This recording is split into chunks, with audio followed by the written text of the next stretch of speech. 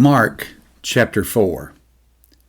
And again he began to teach by the sea, and a great multitude was gathered to him, so that he got into a boat and sat in it on the sea, and the whole multitude was on the land facing the sea.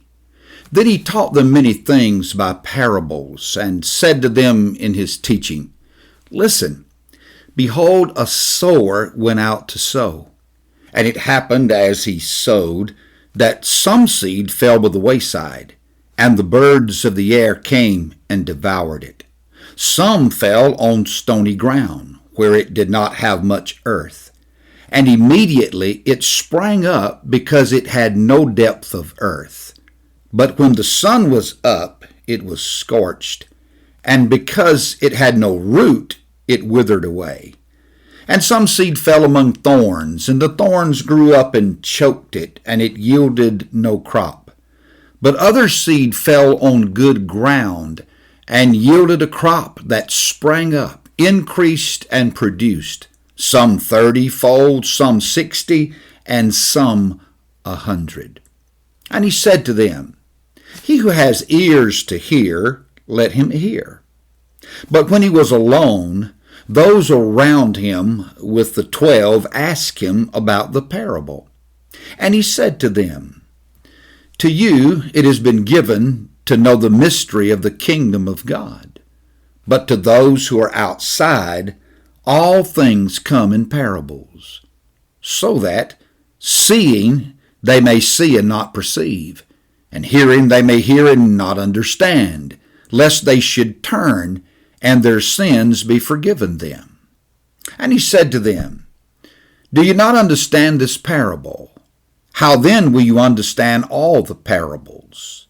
The sower sows the word, and these are the ones by the wayside where the word is sown. When they hear, Satan comes immediately and takes away the word that was sown in their hearts.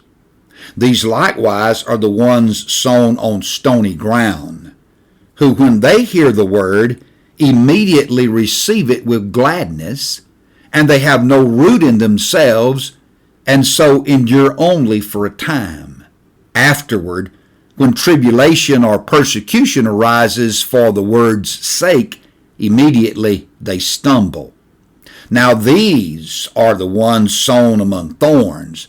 They are the ones who hear the word, and the cares of this world, the deceitfulness of riches, and the desires for other things, entering in, choke the word, and it becomes unfruitful. But these are the ones sown on good ground, those who hear the word, accept it, and bear fruit, some 30-fold, some 60, and some 100. Also he said to them, Is a lamp brought to be put under a basket or under a bed? Is it not to be set on a lampstand?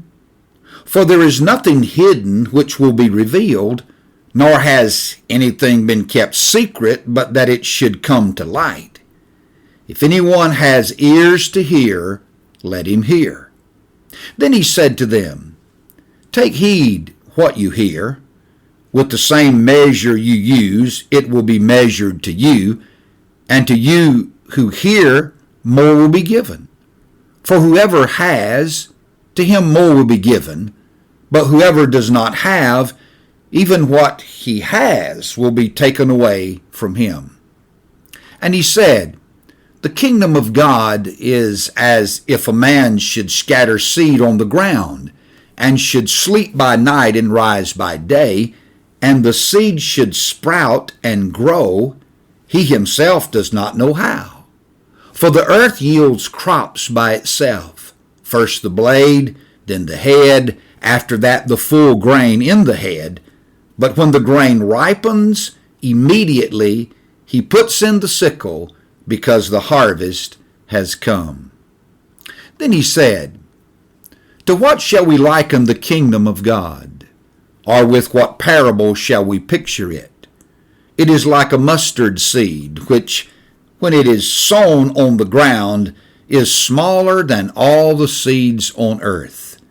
But when it is sown, it grows up and becomes greater than all herbs, and shoots out large branches, so that the birds of the air may nest under its shade.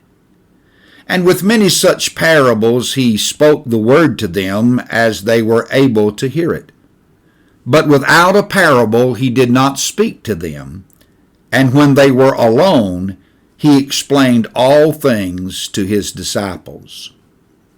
On the same day, when evening had come, he said to them, "Let us cross over to the other side." Now when they had left the multitude, they took him along in the boat as he was, and other little boats were also with him. And a great windstorm arose, and the waves beat into the boat, so that it was already filling. But he was in the stern, asleep on a pillow.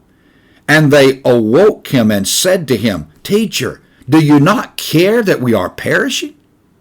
Then he arose and rebuked the wind and said to the sea, "Peace, be still." And the wind ceased, and there was a great calm. But he said to them, "Why are you so fearful? How is it that you have no faith?" And they feared exceedingly, and said one to another, "Who can this be, that even the wind and the sea obey him?"